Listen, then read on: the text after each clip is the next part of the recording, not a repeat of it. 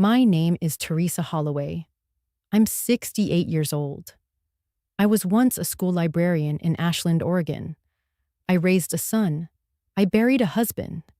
And I kept more secrets than a woman ever should. Today is my birthday, but the house is quiet. No phone calls, no visits.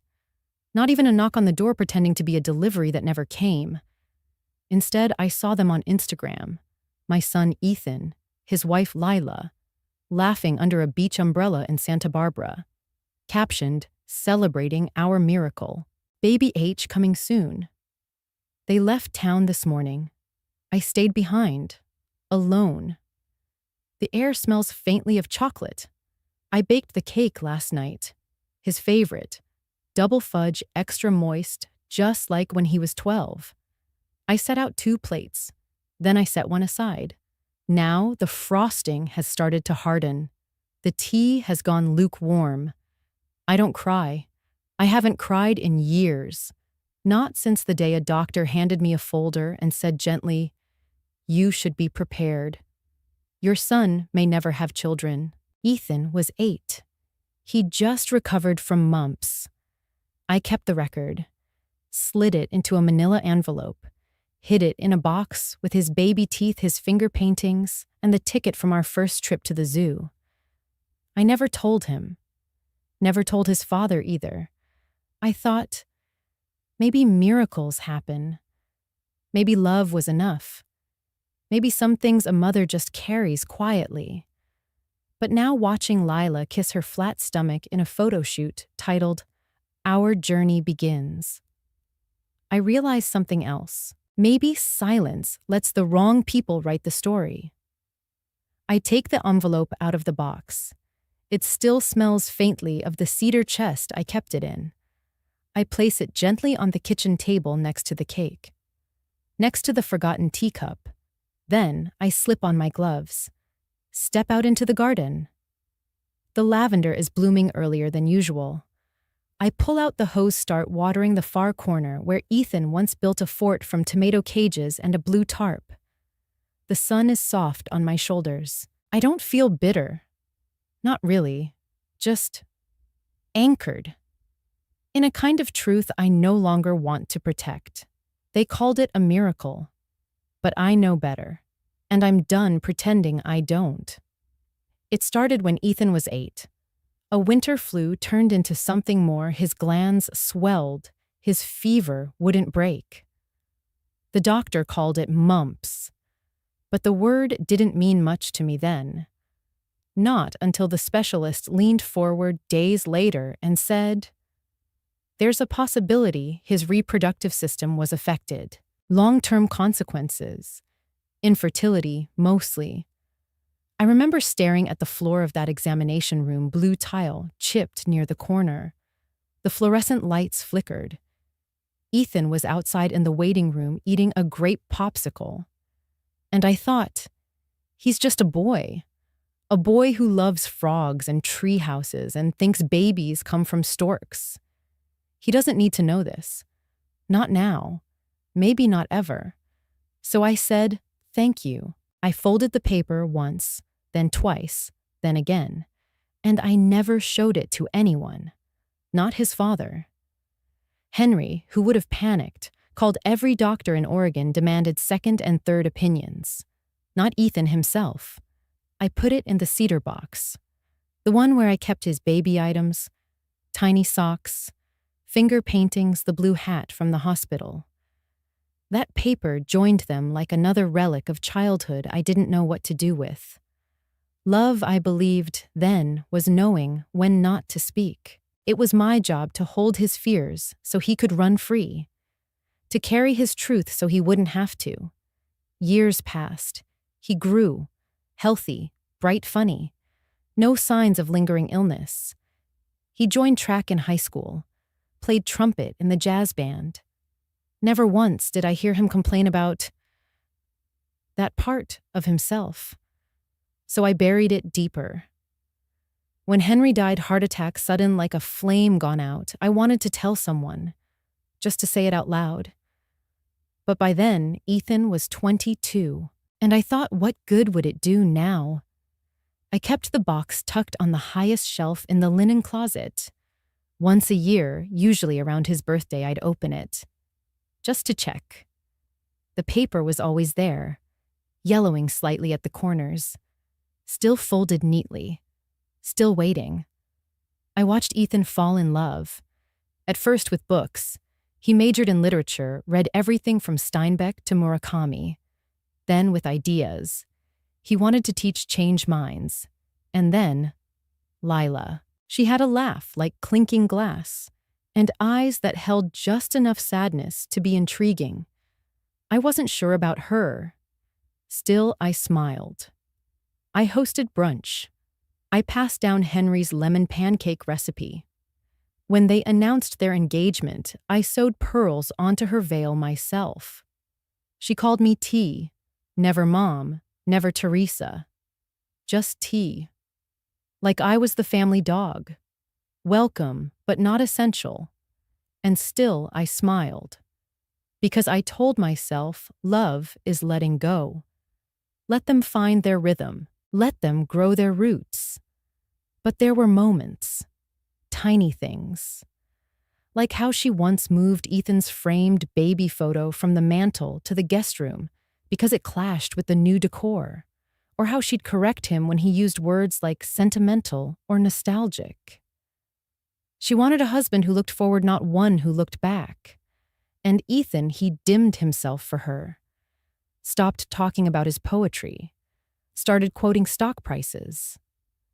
One night, I stayed late after dinner. She cleared the dishes.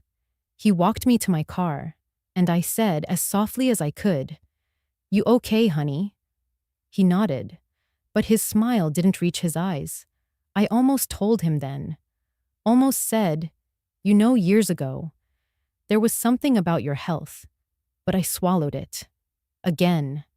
Because I'd carried that truth so long, it felt like a bone in my body. Fixed. Unmovable. Now sitting at my kitchen table with that same paper unfolded before me, I wonder if I mistook protection for denial.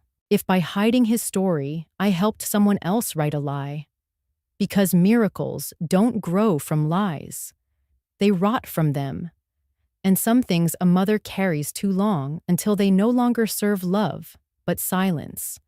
And silence, I've learned, has teeth. After the wedding, it began with the little things. Things small enough that I almost convinced myself they weren't happening. Ethan used to call every Sunday morning. No matter what. He'd say, "Hey Ma, I'm making pancakes. Want to hear something weird I read in the Atlantic?" And I'd sit on my porch with my tea, listening to him ramble about essays and theories and things that made no difference to my world, but every difference to his. The first Sunday after they returned from their honeymoon, there was no call. I waited until noon, then 3 p.m. Nothing. The next Sunday, I got a text. "Busy today. Lila and I are reorganizing the kitchen. Talk soon." That soon turned into a week, then 2. I told myself they're newlyweds. Let them settle. Love is letting go. Love is being invisible when needed. But it didn't stop there. One weekend, I dropped off a casserole, my mother's chicken, and wild rice, Ethan's favorite since college. I left it in a container with a note. For a cozy evening. Love, Mom. It came back in a plastic bag 3 days later. Still full. Unopened. Not even a spoonful missing. The note wasn't returned. Next was the birthday dinner, Ethan's not mine. They held it at some modern place downtown with neon signs and deconstructed dishes I couldn't pronounce.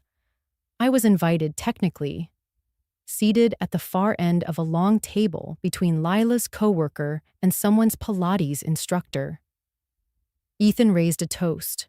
He thanked Lila for planning everything, thanked his friends for coming, thanked the bartender for knowing exactly how I like my bourbon. He didn't mention me. Not once. And yet I smiled, because if I didn't smile, I feared the crack would show. And once it showed, it would spread. Later that night, I drove home in silence. I unpinned the brooch I wore Henry's last anniversary gift to me and placed it back in its box. The box felt heavier than usual. One Tuesday, I called just to say hello. It rang 4 times, then went to voicemail. 2 minutes later, a text arrived. In a meeting. Everything okay? I replied. Just wanted to hear your voice. No response. By the end of that month, I'd stopped initiating. The silence became a third member at my dinner table. It sat beside me during game shows. It poured itself coffee in the morning. I named it Space, because calling it rejection hurt too much. I started keeping a journal again. I hadn't done that in years. I'd write down small things: how many birds came to the feeder, which neighbor waved, what the grocery clerk said about the rain. But often I'd find myself writing sentences like Lila posted a story of Ethan in the backyard. The tulips I planted 5 years ago are still blooming. Or, today, they hosted brunch. I saw in the background the watercolor I gifted him for graduation, now framed sideways. I became a shadow in their lives. Not a mother, not even a memory, just an outdated page no one bothered to turn. There was one time Thanksgiving. They sent me a photo, a beautifully set table with gold-trimmed plates and cloth napkins. Ethan wrote, "Hope you're having a restful day, Ma." Lila says hi. I stared at the screen, then glanced at my own table. A reheated turkey sandwich, 1 slice of pumpkin pie from the freezer. The candles I'd lit burned quietly, untouched. I deleted the photo. They say grief doesn't always come in loud moments like funerals or slammed doors. Sometimes it comes in lowercase, in things unsaid, in empty chairs, in side eyes and shrugged shoulders. And slowly I realized I was no longer Teresa, the woman who raised him. I was T, the accessory, the pleasant afterthought, the woman you thank in a caption but don't actually call. That's when I stopped bringing food, stopped waiting for Sunday calls, stopped pretending I didn't feel the cold. Because there's a kind of forgetting that's worse than absence. It's the forgetting where you're still there, but no one bothers to see you. I remember the day so clearly. It was a Thursday in late October, brisk outside, but still golden with sunlight. Ethan had promised to stop by for dinner. "We'll swing by around 6, Ma. Lila's craving your beef stew. We've both had a week." My heart skipped when I heard it. He didn't just say he'd come. He said we. He said craving. He said Ma. So I spent all of Wednesday evening prepping. Carrots peeled and sliced on a diagonal, the way he liked them, like little orange smiles. Beef cubes marinated overnight in rosemary thyme, and red wine, just like Henry used to do. I even pulled out the old Dutch oven, the one with the small crack along the handle. Ethan once called it the magic pot. Said it turned food into hugs. I ironed the table runner, set the plates with cloth napkins. Even lit 2 candles just for ambiance, I told myself. And then, without thinking, I added a 3rd plate. Old habit, maybe. Or hope. I wore a soft blue cardigan, the one Ethan had given me 5 Christmases ago, before Lila. It smelled faintly of cedar and a little like thyme. By 5:40, the stew had filled the house with its familiar, rich scent. I opened the window slightly, just in case they arrived early and could smell it from the driveway. By 6:15, I refreshed the salad, added a dash more lemon. By 6:30, I checked my phone. Nothing. At 6:42, a text came in. From Ethan. "Hey Ma, so sorry. Lila's not feeling great tonight. We're gonna stay in." Rain check. There was no rain, not a cloud in the sky. And she had posted an hour ago a photo of her nails.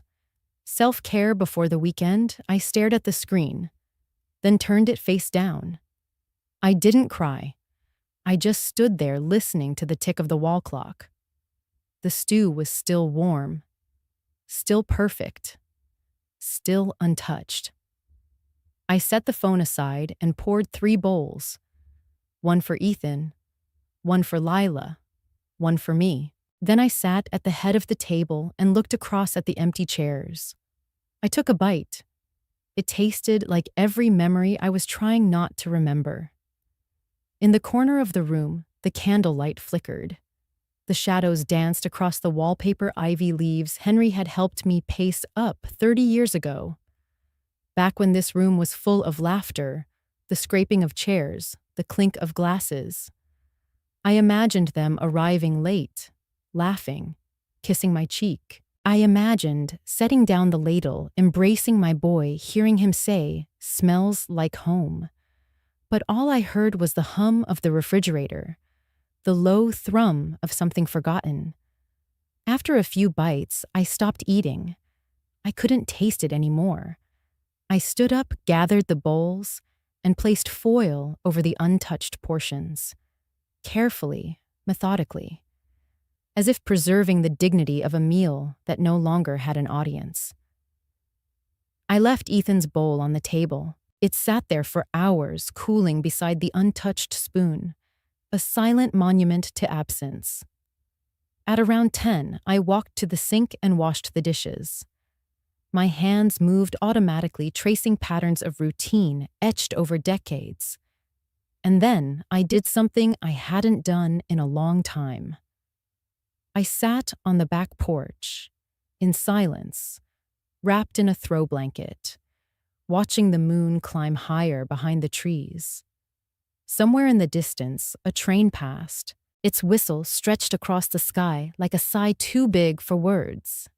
I thought about how love shrinks, how it moves from a full table to a third plate, to none. How a woman can spend 30 years making a house into a home, and then one day find herself cooking for shadows. I looked at the plate again through the glass window, and I whispered, not bitter, not broken, just a fact I used to matter here. Then I turned off the kitchen light and went to bed with the smell of rosemary still clinging to my sleeves. The next morning, the kitchen still smelled faintly of rosemary and red wine. I stood there staring at the cake I had bought for myself, a small chocolate ganache, the kind with the thin layer of raspberry in the middle. 68 candles felt unnecessary. I only placed one, just one. To mark that, I was still here. No one called that morning. No knock on the door. No card slipped under the mat. I brewed a cup of tea and sat at the table. The third plate had been cleared away the night before, but its ghost still hovered in the air. It was supposed to be a quiet morning, a slow return to calm. But then my phone buzzed. A text from Ethan. "Hey, Ma. Sorry we missed dinner. Crazy timing, but we got some good news. Lila's pregnant." My thumb hovered over the screen. I didn't type anything. Didn't need to. Instead, I opened the browser. It was a small impulse, one of those you don't think about until you've done it. I clicked on Lila's Instagram, and there it was. A photo of her in their backyard. Sunlight behind her, cupping her belly gently with both hands. Wearing a soft cream dress, barefoot in the grass. Caption, "Miracle coming soon. We're over the moon. Rough 12 weeks. Baby Smith. Blessed." My throat tightened. I wasn't angry, not even sad at first. It was something quieter than grief, like being erased in real time. The photo had over 300 likes already. Comments flooded with, "So happy for you guys, and you'll be the best mom." One from her sister. "Our little angel already so loved." I closed the app, set the phone down, and turned my head slowly toward the chocolate cake. It was still sitting there on the counter untouched, the single candle now slightly tilted, like it had slouched from waiting too long to be lit. I walked over, sat down, and stared at it, not because I wanted to eat it, not because it was my birthday, but because that cake had become a mirror. It reflected back everything I didn't want to say out loud. The silence in the house, the flicker of disappointment that had grown too comfortable, the slow, polite fade out from a story I once helped write. I remembered how Ethan used to shout Mom from the front porch, coming home from school with scraped knees. I remembered his 5th birthday when he begged me to make 2 cakes, one chocolate, one vanilla, because he couldn't choose. And I made both. Of course I did. And now here I was, 68, alone, reading about my grandchild through hashtags. A miracle. That's what they called it. But to me, it was something else. It was a line in the sand, a final stamp that said, "You're no longer needed here." Because if they really thought of me, really wanted to share joy, they would have come, or called, or remembered. Instead, they gave me a text and a filtered photo, and I gave them everything. I had carried Ethan through fever nights, held his hand during hospital visits, covered his tuition when Henry's insurance fell short. I carried the weight of his infertility diagnosis alone, locked away in a folder for over 20 years. Because I loved him, because I thought shielding him was the way a mother shows up. And now, the child who once asked me if broken bones healed faster with love, forgot my birthday and called someone else's womb a miracle. I lit the candle, just to see it burn. The flame flickered soft and short-lived. I watched the wax drip down one side. Then quietly, I blew it out. The room smelled briefly of sweetness and smoke, like something had ended, but not loudly, just finely. I cut a slice, small, and placed it on a plate with a silver fork. Then I walked it to the counter beside the mail pile, set it there like an offering no one would take, and went out to water my garden. That afternoon, I took my garden gloves off and leaned against the porch rail, a soft ache blooming in my shoulders. The roses looked well watered. The herbs were holding on. And I was still breathing. Across the street, Lena sat on her little patio, peeling apples with a knife so thin and worn it looked like a silver whisper. Her hands moved slow, deliberate, with the kind of grace that only comes from doing something for too many years. A bowl of peels gathered in her lap like soft orange ribbons. She looked up, gave me the smallest nod. I walked over. Lena didn't ask questions. She never did.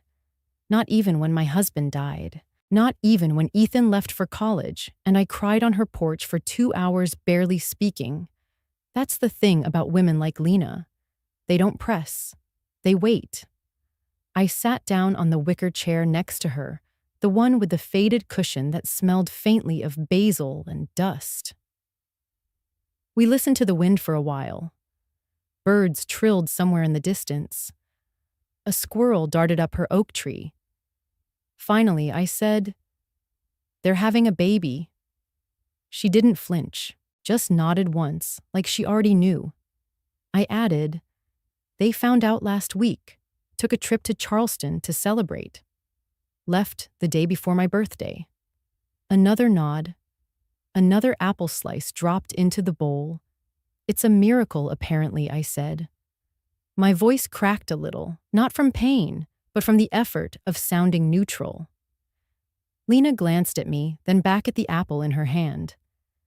"They always say," that she said softly, "miracle. Like joy is only real when it comes with a hashtag." I almost smiled. Then I whispered, "Am I being petty?" She stopped slicing, wiped her hands on her apron. I continued, "I keep thinking I should be happy for them. I mean, it's good news, right? But there's this part of me deep down that feels pushed out, like they're building something new, and there's no room for what came before." Lena was quiet for a moment. Then she said, "After my daughter got married, she moved to Seattle, sent postcards for a year, then stopped." I looked at her. She wasn't crying. Her voice didn't tremble, but there was something in her eyes. She went on. "At first, I told myself she was busy, that it was a good sign her having her own life. But then I started realizing I was doing all the remembering, all the calling, all the sending. And when I stopped, so did everything. I didn't know what to say, but that's when it hit me. She wasn't telling me what to feel. She was showing me where I stood." I whispered, "I kept a medical file hidden for 20 years. Ethan got sick when he was 8 months, severe complications. Doctor said he'd probably never be able to father a child. I never told him, never told Henry either. I just filed it away. Prayed it was wrong."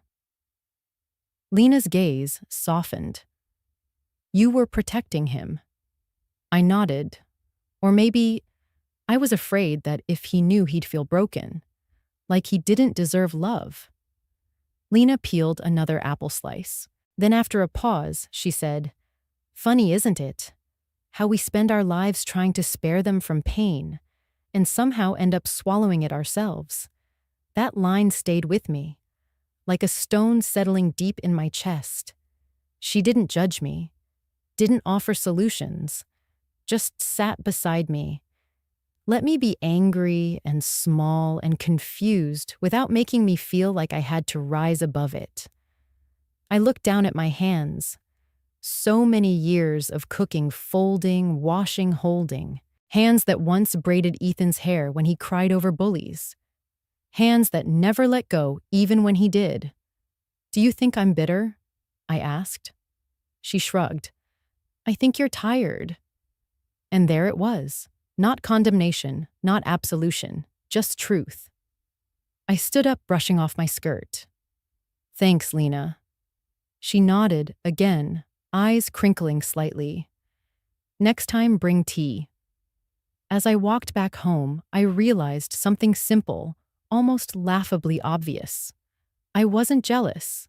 I wasn't spiteful. I was grieving. Not the baby. Not even Ethan.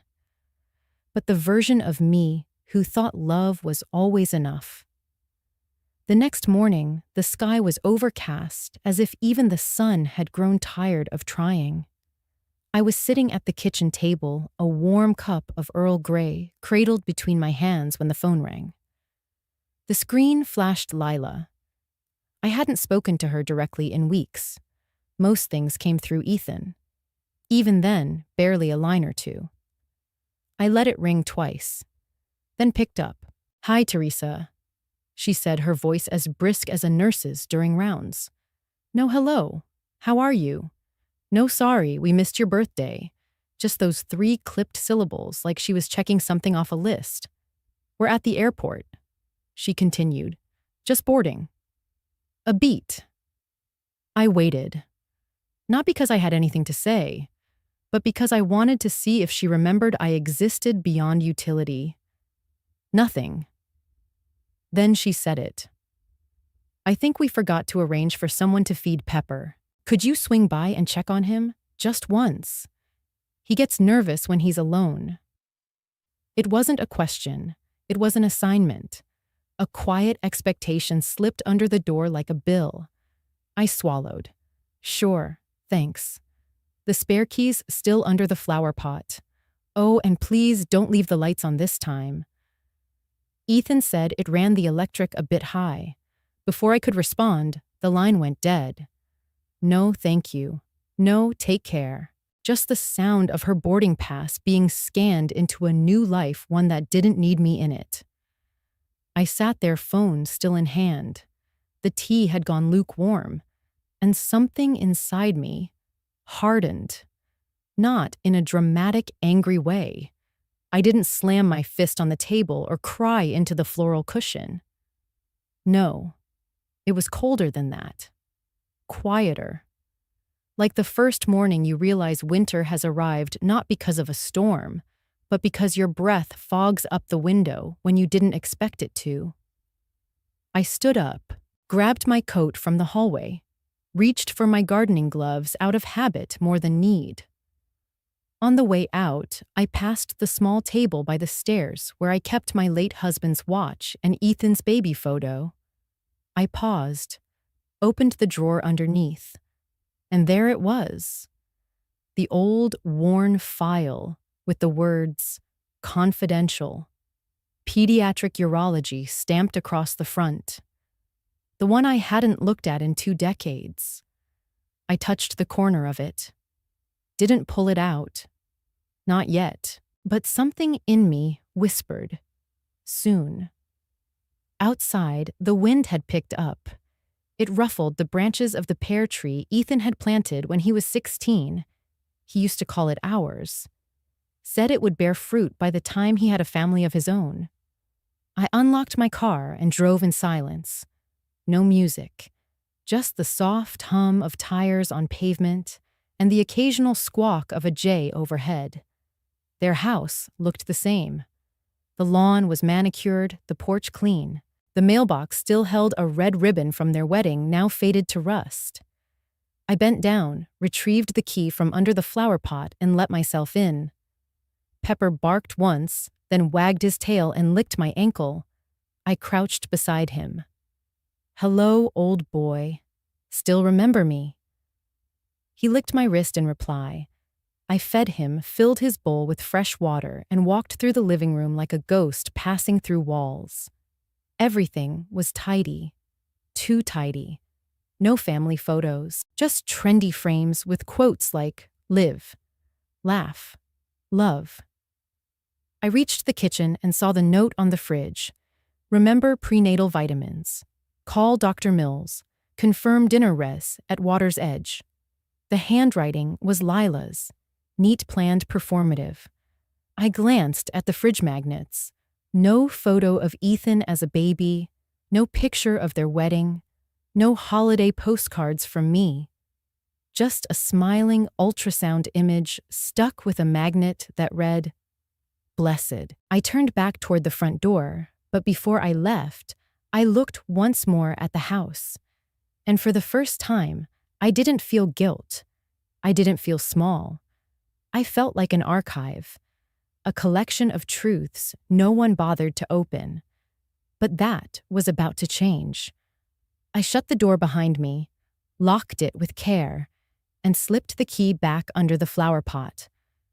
When I returned home, I walked straight to the drawer, pulled out the file, set it down on the kitchen table, and made myself another cup of tea. The next day, I was out in the garden early. The sun hadn't yet made up its mind, peeking through clouds like it was unsure whether the world deserved its warmth. I'd just finished pruning the lavender bush when I saw a car slow down in front of my gate. A dark sedan. Not new, not flashy, just deliberate. The engine idled, then shut off. He stepped out. Late 30s, maybe early 40s, tall in a plain gray button-down and slacks that hadn't been ironed well, nervous hands, kind eyes. He didn't walk to the door. He stood at the gate like someone trained to wait for permission. I wiped my gloves on a towel, walked over, and gently opened the latch. "Can I help you?" I asked. He cleared his throat. I think you might be Teresa Holloway." I nodded slowly. "My name is Miles." He hesitated. I used to know Lila. A long time ago." There it was. He didn't say we dated. He didn't say we were together, just used to know, a phrase people use when trying to cross a bridge they themselves burned. I stepped aside. Would you like some tea? His eyes flickered, grateful, startled. Yes. Thank you. We sat on the porch, the same swing where I used to rock Ethan as a toddler. I poured 2 cups, set the tray down between us. He didn't touch his tea, just looked out at the garden for a moment, then said, "She told me she was pregnant, that it was Ethan's." My fingers stayed wrapped around my mug. I didn't nod. I didn't shake my head. I believed her, he added softly, because I wanted to. I finally looked at him. He was still staring at the gardenias. Is it terrible, he whispered to hope that she was lying. I didn't answer right away. Instead, I stood up, walked inside, opened the drawer, brought out the file, Ethan's old diagnosis. Still creased, still marked confidential. I set it on the table beside the tea tray. Miles looked down at it, then back at me. I didn't explain, didn't say a word. He reached for it slowly, like it might burn him. Opened it, read the first page. His lips parted just slightly, and I watched something shift behind his eyes. Not shock, not fear, grief, and something close to release. He closed the file, rested both hands on top of it. I didn't come to start anything, he said quietly. When I saw the announcement and the dates, and I needed to know I wasn't losing my mind. I nodded. You're not. We sat in silence, not uncomfortable, not tense, just quiet. Then he asked, "Does Ethan know?" "No." Another pause. "Do you want him to?" I looked at the hummingbird feeder, swaying in the breeze. "I wanted him to have a life without limits," I said. Back then, he was just a boy. And that diagnosis, it would have shaped him before life even gave him a chance. Miles stared at me. "That's incredible. You carried that alone." I smiled, tired but without bitterness. "A mother's job," I said softly, "is often invisible." He nodded, then surprised me by saying, "You're a better parent than either of them will ever be." I looked at him surprised. He shrugged. I knew Lila could be selfish. But Ethan, I didn't expect him to disappear the way he has. My hands curled around my tea again. "We all disappear from people when we don't think they matter," I murmured. That silence hung again, thicker now. Miles stood, gently placed the file back down. "I won't say anything to anyone, but thank you for trusting me with this." "You didn't ask for proof," I said, watching him. "I didn't need it," he replied. "But you gave it anyway. That means more than you know." As he walked away, I realized something strange. I didn't feel vindicated. I didn't feel angry. I felt released. The truth wasn't a sword. It was a key. I watched his car pull away, then picked up the file, returned it to the drawer. The truth had done what it needed to do, and now it could rest. I didn't call Ethan that night. Not even a text. Not because I didn't have things to say. God knows I did. But there's a difference between being unheard and knowing no one is truly listening. So I did the only thing I could do without losing myself. I placed the infertility record back inside its original folder, gently like folding an old photograph of a child who used to need me. I didn't cry. I didn't curse. I just sealed it in a plain manila envelope. No names, no labels, just truth. Tucked between the pages was a note. Not dramatic, not bitter, just a line I'd copied from something Lena once said: "Truth does not raise its voice. It simply waits to be recognized." Then I walked into the kitchen, boiled water, picked out my favorite tea chamomile with honey. The one Ethan never liked said it tasted like flowers. The one I always made anyway. I poured a cup, sat down at the table where his high chair used to be back when he'd bang a plastic spoon and demand applesauce. Now, the silence wasn't new. It had just deepened.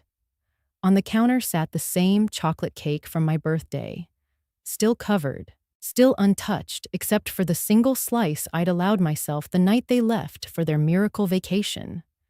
That word again. Miracle.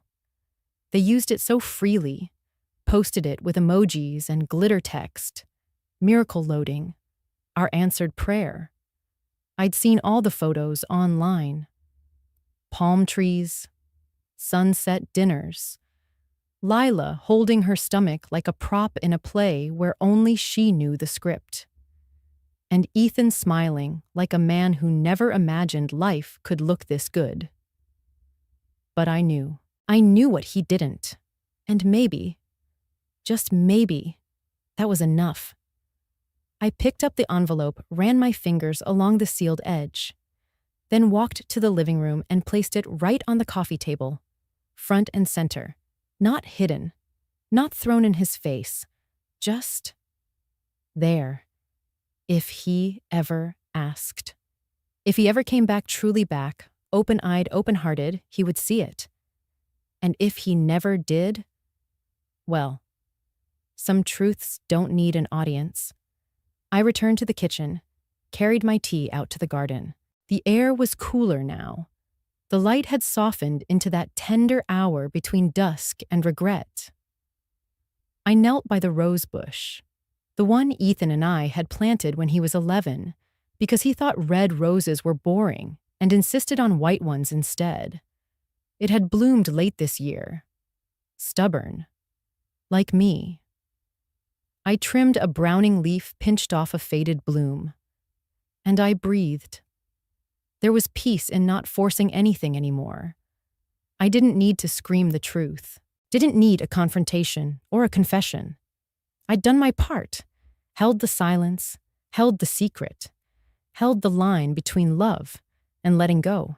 And that I realized was power too. Real power isn't in being heard. It's in knowing when your silence says everything. I sipped my tea slowly. Listened to the wind move through the branches. Then I whispered, not to anyone, but maybe to the garden, or to the woman I used to be. I see you now. I remember you. And I'm not sorry. I heard their car door shut before I saw them. Then came the sound of laughter. Not the kind you hear when someone sees a loved one again after weeks away. No. The kind reserved for inside jokes, private victories, airport coffee mishaps. I wiped my hands on a dish towel and took one last look around the living room. The envelope was still there, perfectly centered on the coffee table. I hadn't touched it since placing it down. And now, neither had the dust. Ethan came in first suitcase wheels, thudding over the hardwood. His face was a shade darker from the sun, and there was a lightness to him that hadn't come from rest. It came from forgetting. "Mom," he said without hugging me. "We just dropped the bags. Thought we'd swing by, say hello." Say hello. No mention of a birthday missed. No cake. No flowers. Not even a belated card. I smiled.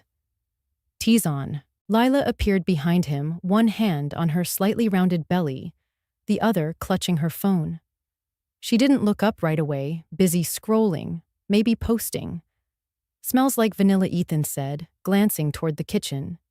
"You baking something?" I nodded. "Just a butter cake. Your favorite." He blinked, as if the memory took a second to load. "Right. From when I was a kid." Lila didn't sit. She hovered near the armchair, still tapping. I poured tea into the ceramic cups I only used for guests. Not for holidays, not for birthdays, just guests. No one said much. I offered them cake. Ethan took a slice, polite. Lila declined, still glued to her screen. I sat down last. And then I did it. No drama. No grand reveal. Just motion. I reached forward, picked up the envelope, and slid it across the table toward Ethan. His brow furrowed. "What's this?" I didn't answer. Just sipped my tea. He opened the flap, pulled out the folder. For a second, he didn't recognize it. Then I saw it. The moment the color drained from his face, he looked at me, confused, startled, almost betrayed. Lila's head snapped up. "Ethan." He didn't speak. He didn't have to. She reached across the table, snatched the paper from his hand like a reflex, scanned the top line, froze. Her jaw tensed. "Where did you get this?" I didn't answer that either, just looked at her kindly, almost gently, the way you look at someone who's painted themselves into a corner and is only just now realizing the paint's still wet. "This isn't recent," she snapped. "It's old. It's the truth," I said softly. Ethan turned to me, a dozen words behind his eyes, none of them ready to come out. Why didn't you ever tell me?" I set down my cup. "Because it wasn't mine to tell," I said. "Until now." He blinked. Now I nodded toward Lila's stomach. Because sometimes the people we trust with our dreams forget. The truth is still there, waiting. Lila stood up, fists clenched. "You had no right." I smiled, not cruelly, but the way a lighthouse holds steady when the storm forgets what mercy looks like. "I had every right," I replied, "to protect my son." The room went silent again, except this time it wasn't empty. It was filled with things no one had words for. I stood, walked over to the cake, cut a new slice, placed it on a fresh plate, then offered it to Ethan. His hands trembled slightly as he took it. Lila didn't sit back down. She walked toward the door phone, still in hand. Ethan looked between us, between his wife, his mother, and the paper on the table. No one moved to pick it up. No one needed to. I went to the garden after they left, poured the rest of the tea into the soil beneath the rosebush, then watered the garden. Because life in all its messy truths still grows. He didn't leave right away. After Lila stormed out, slamming the car door so hard the windows hummed, Ethan stayed behind, still seated, still holding the plate of butter cake half eaten. His eyes were on the table, not on me. "Mom." It was the way he said it, soft, like a boy who'd broken something and didn't yet know if it could be fixed. But it wasn't the word itself that ached. It was that I couldn't remember the last time it was spoken like that, as if it still meant something. I didn't know. He began, voice low. "I swear, Lila said it was a surprise. She told me she took a test after we got back from the doctor, and I didn't stop him. Didn't correct. Didn't nod. I simply reached over and refilled his tea. His hands shook a little as he brought the cup to his lips. "I should have told you about the test," he said, "back when I was a kid. But Dad said not to talk about it, said it'd make me feel broken." I looked at him then, just looked. Not to shame, not to scold, but to remind him that silence is never the same as healing. "I forgot about it, Mom," he went on. "I buried it so deep. I honestly thought maybe there'd been a mistake. Maybe something changed." I folded the tea towel in my lap, smoothing out the corners. "That's the thing about the truth," I said finally. "It doesn't change. Only how long we pretend it might." He blinked. "I'm sorry." His voice cracked. The word hovered in the air between us like a bird afraid to land. "I'm sorry I wasn't here. For your birthday. For dinners. For..." He trailed off, gesturing helplessly. For remembering, I offered. He nodded. His eyes were wet now. You didn't deserve any of this. I didn't answer right away. Instead, I rose from my chair, took the empty cake plate from his hand, and brought it to the sink. I rinsed it slowly, the water warm, the silence warmer. Then I spoke. I used to think love meant always saying yes, always understanding, always forgiving first. He watched me waiting. But now, I turned, drying my hands. Now I know love sometimes means stepping back so the people we raised can finally see us as human. He stood then. Can I give you a hug? His voice was tentative, small. And maybe it was the part of me that still remembered his childhood fever. His little hands clinging to mine, the way he used to cry out for me after nightmares. But I didn't move. I smiled gently and said I still have flowers to water. He froze, just long enough to know that this wasn't a punishment. It was a boundary, a soft one, but firm. I walked past him out through the back door into the garden. Behind me, the door stayed open a moment too long. Then I heard it close. Not with a bang, just a quiet click. I bent down by the lilies, fingers in the soil, and for the first time in a long while, I didn't wonder if he'd follow. I just breathed and let the silence be enough. The day after they left, I didn't cry. I trimmed the lavender, refilled the bird bath, dusted the shelves, and then I brewed 2 cups of chamomile. Not because I expected company, but because my table had missed the sound of someone listening. The knock on the door came around 3 p.m. Gentle. No rush. The kind of knock from someone who knows you might not want to talk, but hopes you do. I opened the door to find Lena standing there, wide-brimmed hat in hand, a small container of scones tucked beneath one arm. I thought we could sit, she said simply. So we did. No preface. No how are you. She just placed the scones down, took a sip from the cup I slid over, and looked out at the garden. I followed her gaze. The lavender had started to bloom again, small violet bursts pushing through gray-green stems. Resilient, quiet things. I always loved how you take care of this yard, Lena said softly. It's like everything you grow knows it's safe here. That did something to me. Not a break, more like a knot inside my chest beginning to loosen. We sipped tea in silence for a while. I let the steam rise into my face, let the warmth fill the spaces left cold for too long. Then finally, I spoke. Ethan was here. Yesterday.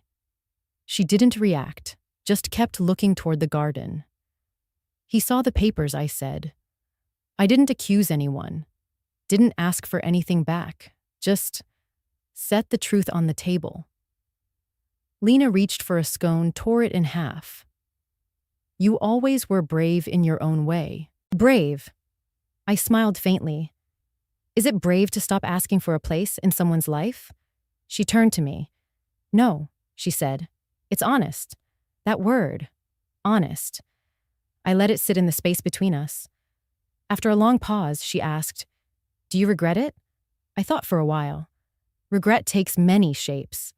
It can wear your son's face, or echo through an empty voicemail, or taste like the frosting of a cake nobody cut. But right now, regret wasn't in the room. No, I said. I just wish he had looked at me the way he looked at her. Lena's eyes softened. You mean with hope? I nodded. We sat quietly again. Then she asked, Are you angry? I shook my head. No, I'm visible. She looked at me. That's all I ever wanted, Lena. Not apologies, not payback. Just for someone to see that I was still here, that I hadn't disappeared the day I stopped being needed. She reached across the table, touched my hand lightly. "Well, I see you," she said. We both looked out at the garden again. The wind shifted slightly, brushing past the blooms like a whisper. The lavender tilted gently, not fighting the breeze, just bending, adjusting, staying rooted. There was no speech to end the day, no promises made, only two older women sharing tea, and the comfort of being witnessed. Sometimes that's all healing needs. Not a hero's ending, not even forgiveness. Just one quiet moment of being seen again. That Sunday morning, I wasn't expecting anything. The birds had already finished their breakfast. I had watered the garden early. The sun was gentle enough for a second cup of tea on the porch. Then I heard it. The soft ping from the phone I always kept on silent. I walked over expecting maybe a store coupon, a weather alert. But there it was, a message from Ethan. "Mom, if I came by every Sunday, would there be tea?" I stared at the screen, not because I didn't know how to answer, but because for the first time in a long time, he asked, not commanded, not assumed. He asked, "Would there be tea?" The part of me that had been frozen for years didn't jump for joy.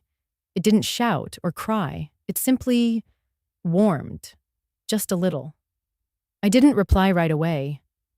Instead, I walked into the kitchen, opened the tall cabinet where I kept the old tea set ivory porcelain with little forget-me-nots painted on the rim. The one we used when Ethan was little. The one he once broke the handle off and cried over for a week. I took it down gently, washed each piece, dried them one by one. Then I found a small bundle of lavender from the garden, tied it with a ribbon, placed it in the center of the table. No reply was needed. He'd know if he came. And if he didn't, well, I would still have tea.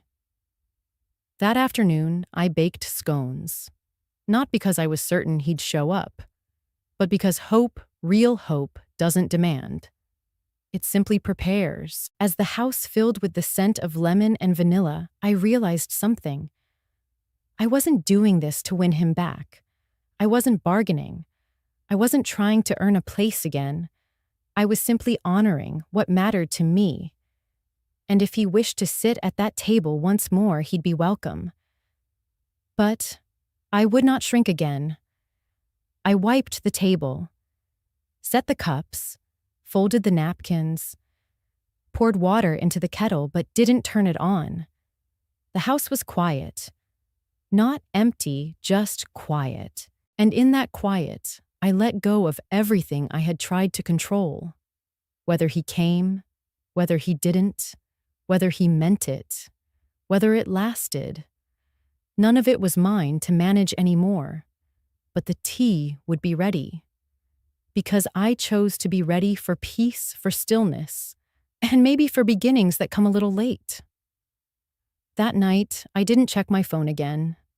I sat by the window, watched the moonlight catch on the silver rim of the teapot, and for the first time in a long while, I felt full. Not because someone came back, but because I finally came back to myself. They thought I stayed quiet because I was weak, because I had nothing to say, because I didn't fight. But what they didn't know is that silence isn't surrender. It's strategy. I was simply waiting for the moment when truth no longer needed to scream to be heard. And now, it's been heard. The file on the table, the lavender on the plate, the teacups placed for two, even when only one heart was steady. I've walked through this house 1,000 times over the years, each step worn into the floorboard by hope, each curtain drawn back in case someone remembered to look back, each dish cooked with recipes only mothers know how to pass down without ever writing them down. I don't regret a single one. People often ask, why didn't you tell Ethan about his diagnosis sooner? And maybe Maybe a part of me wonders the same. But I didn't, because I believed love is knowing when to hold pain for someone so they don't have to carry it too soon. Was I wrong? I don't know. All I know is I made that choice with love, not fear. And today I still choose love, not the kind that bends until it breaks, but the kind that stands quietly at the garden's edge, watering what others forgot, and letting the roots speak for themselves. You see, sometimes power doesn't come from being heard. It comes from knowing you don't need to be. There was a time I would have begged, would have asked why, would have tried to fix it all with one more casserole, one more cheerful voicemail, one more Sunday roast no one came for. But not anymore. Now I plant.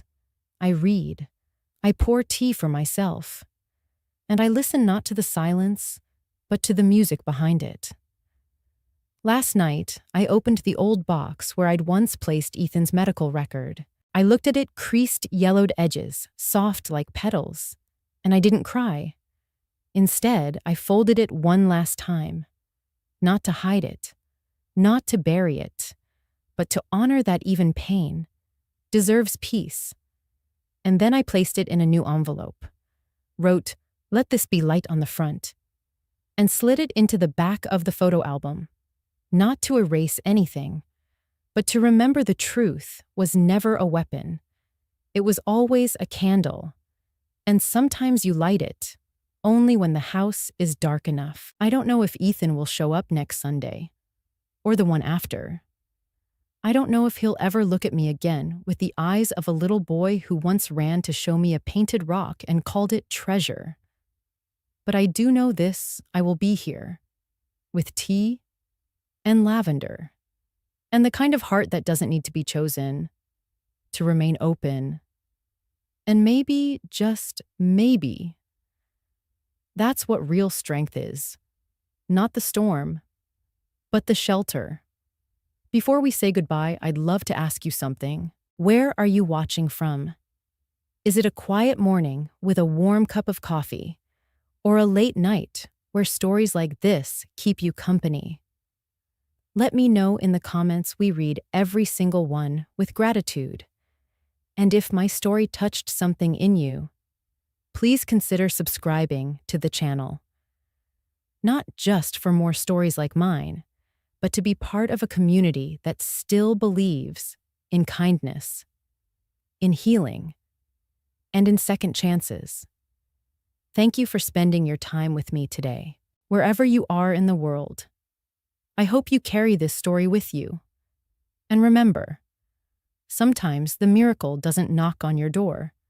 It waits quietly until you're ready to open your heart. Take care. We'll meet again in the next story.